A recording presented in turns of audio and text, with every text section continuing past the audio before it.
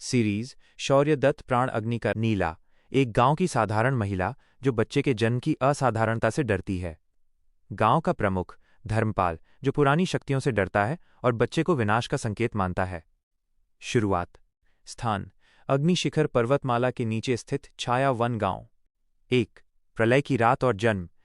गांव छायावन गहरी रात में सो रहा था। बाहर सदियों से शांत बैठी अग्निशिखर पर्वतमाला अचानक गरज उठी। यह कोई साधारण तूफान नहीं था। हवा में सल्फर और साधना की एक अजीब गंध थी। नीला, गांव की एक साधारण महिला, प्रसव पीड़ा से कराह रही थी। उसकी झोपड़ी के बाहर धर्मपाल, गांव का प्रमुख, भयभीत चेहरे के साथ खड़ा था। धर्मपाल अपनी पुरानी पोथियों में पढ़ चुका था कि जब भी प्राण और अग्नि का मिलन होता है तो प्रकृति ऐसी ही प्रतिक्रिया देती है। तभी पर्वत पर हरी और लाल रोशनी का एक भयंकर पुंज टकराया।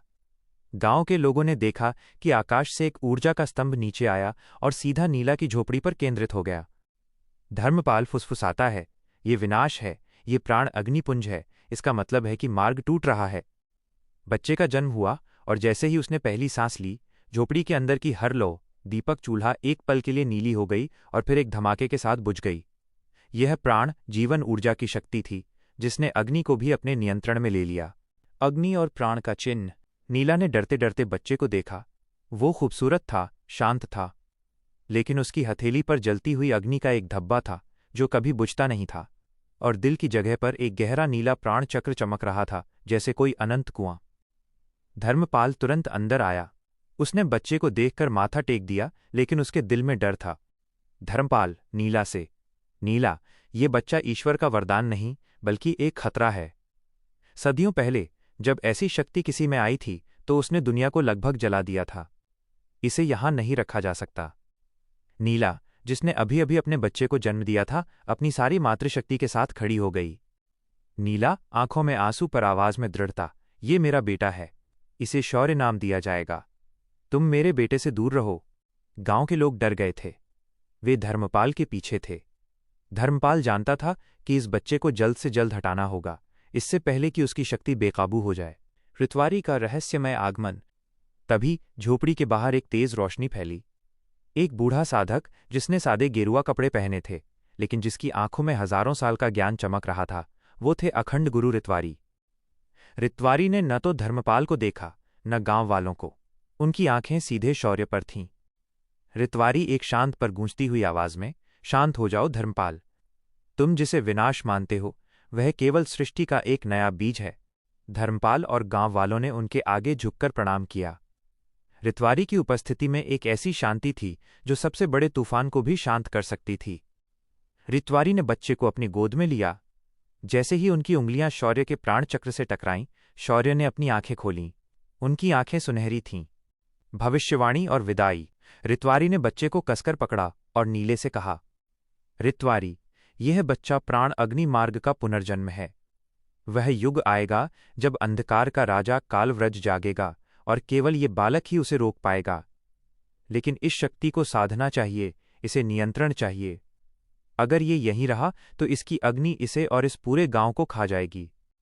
नीला ने अपने बेटे को खोने के डर से कांपते हुए कहा, गुरु, मैं इसे कैसे जाने दूं? ऋतवारी, हर महान शक्ति के साथ एक बड़ा बलिदान आता है जननी। मैं इसे दुनिया से छिपे सूक्ष्म ध्यान के आश्रम में ले जा रहा हूं।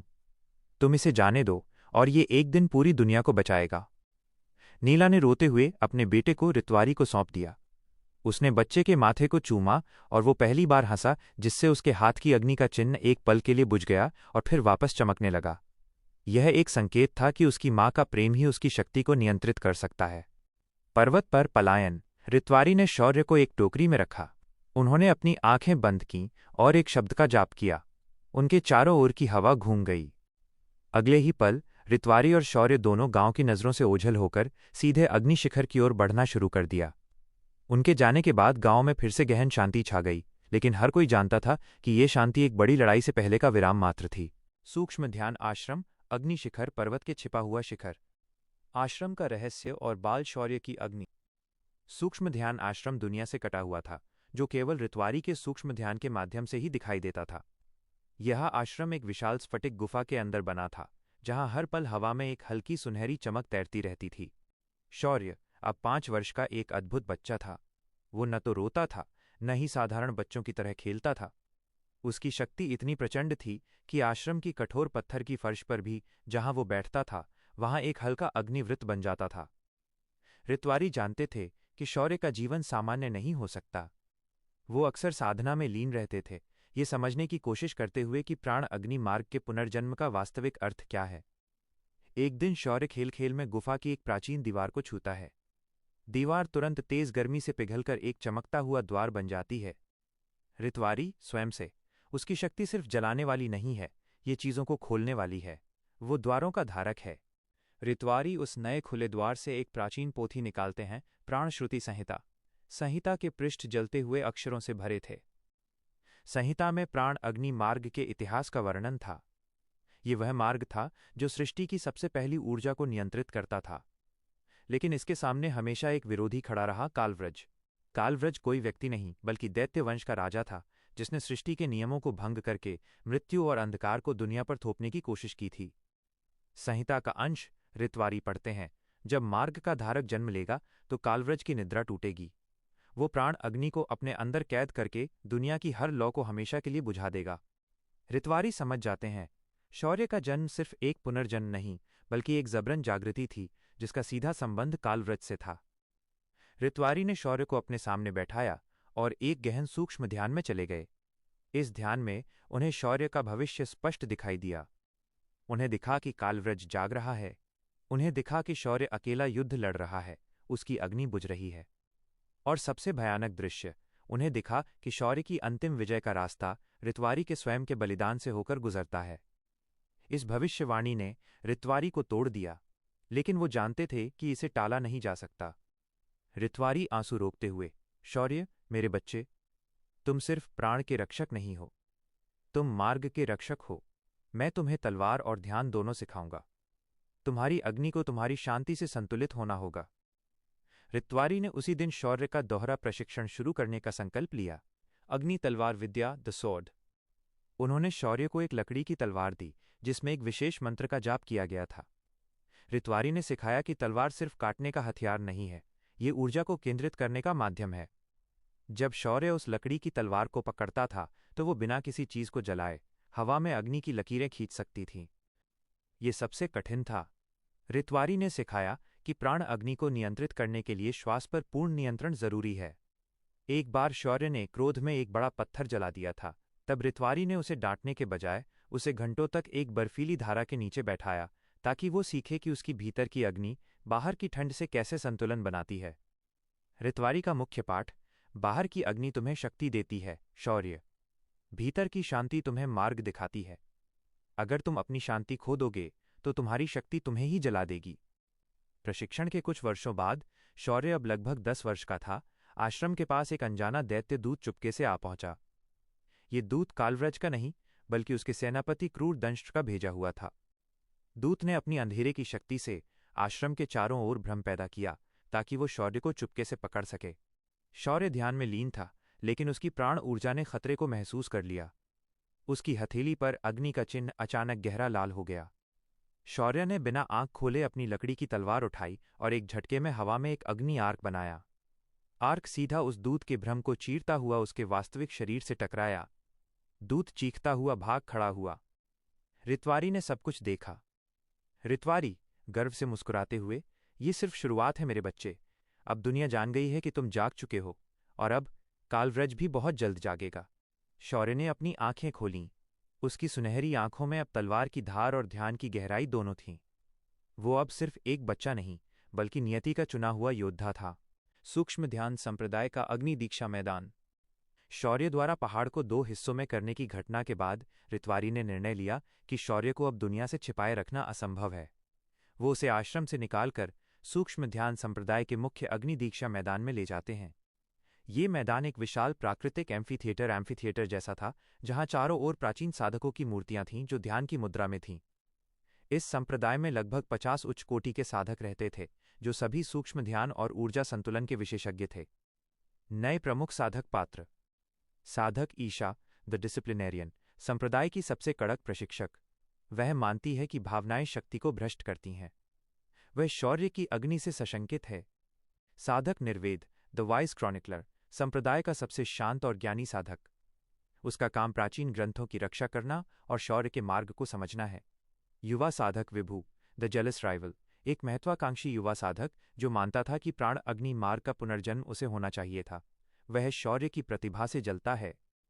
ऋत्वारी ने सभी साधकों के सामने शौर्य का परिचय दिया और उसकी असाधारण शक्ति के बारे में बताया। संप्रदाय ने शौर्य का स्वागत तो किया, लेकिन साधक ईशा ने तुरंत अपना संदेह व्यक्त किया। ईशा कठोर आवाज में, गुरु ऋत्वारी, यह बच्चा विनाशकारी ऊर्जा का धारक है। हमने इसे अपनी आंखों से देखा है। संप्रदाय का नियम है, शक्ति को साधो, शक्ति मत बनो। क्या आप सुनिश्चित हैं कि यह यहां रहने लायक है? ऋत्वारी ने ईशा को शांत किया और दीक्षा शुरू की। दीक्षा में शौर्य को एक अग्निकुंड के चारों ओर 7 फेरे लेने थे। हर फेरे पर उसे अपनी एक नकारात्मक भावना को अग्नि में समर्पित करना था। शौर्य ने सभी भावनाओं को समर्पित किया, लेकिन जब क्रोध की बारी आई तो कुंड की अग्नि अचानक 10 गुना भड़क उठी। निर्वेद फुसफुसाते हुए, उसकी अग्नि उसके भीतर की असाधित्व, अनटेम्ड का प्रमाण है। यह केवल क्रोध नहीं, यह अस्तित्व का संघर्ष है। शौर्य का तलवार प्रशिक्षण अब ईशा की देखरेख में शुरू हुआ। ईशा का तरीका क्रूर था। अभ्यास 1, अग्निकांप। शौर्य को एक ऐसी तलवार दी गई जो उसके हाथ में आते ही कांपने लगती थी, एक विशेष मंत्र के कारण। ईशा ने कहा कि जब तक वो अपने प्राण से तलवार की कांपने वाली ऊर्जा को शांत नहीं कर देता, वो तलवार चलाने के लायक नहीं है। अभ्यास 2, शून्य वेग। ईशा ने सिखाया कि तलवार को तेज चलाना महत्वपूर्ण नहीं है, बल्कि शून्य और वेग के बीच का संतुलन जरूरी है। वो शौर्य को एक ही वार को 1000 बार धीमी गति से करवाती थी, ताकि वो समझे कि वार शुरू होने से पहले उसकी ऊर्जा कहाँ से आती है। वहीं दूसरी ओर ऋत्वारी स्वयं शौर्य को प्राणमार्ग ध्यान सिखाते थे। दृश्य, सभी साधक एक बड़े खुले हॉल में ध्यान कर रहे हैं। ऋत्वारी शौर्य को सिखाते हैं कि कैसे अपनी प्राण ऊर्जा को शरीर के 7 चक्रों में घुमाना है। शौर्य की ऊर्जा इतनी शुद्ध थी कि जब वो अपने अनाहत चक्र, दिल के पास पर ध्यान केंद्रित करता था तो पूरे हॉल में एक हल्की सुगंध फैल जाती थी। युवा साधक विभु, जो शौर्य से कुछ ही साल बड़ा था, ये देखकर जलता था।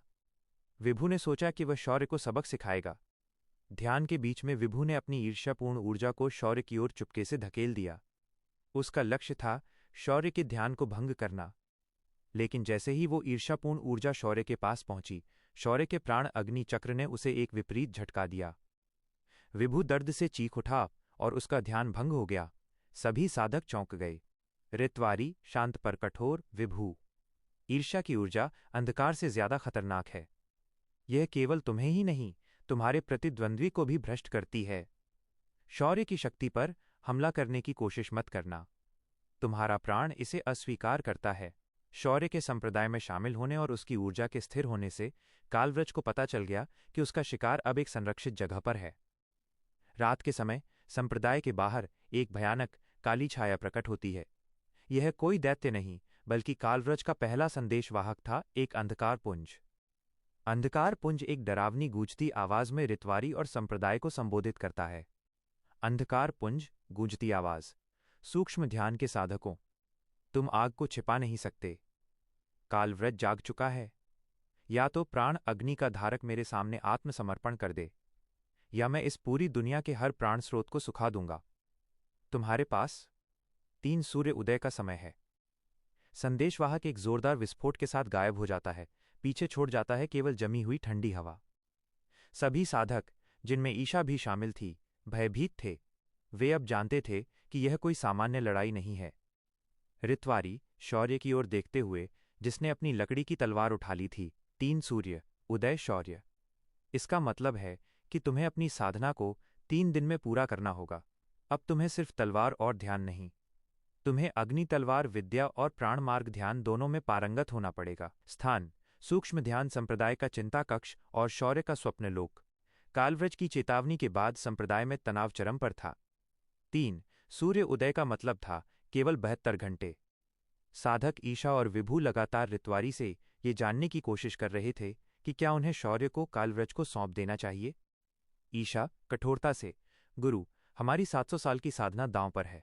अगर हम इस बच्चे को बलिदान कर दें तो संप्रदाय बच जाएगा। ऋत्वारी शांत पर दृढ़, ईशा, अगर हम डर के सामने समर्पण करते हैं तो हम पहले ही हार चुके हैं। शौर्य मार्ग का पुनर्जन्म है, उसे हारने देना यानी प्राण को हारने देना। शौर्य खुद जानता था कि ये सारा बोझ उसी के कंधों पर है। वो रात में रितवारी के गुप्त चिंता कक्ष में साधना कर रहा था, जहां केवल शुद्ध प्राण ऊर्जा थी।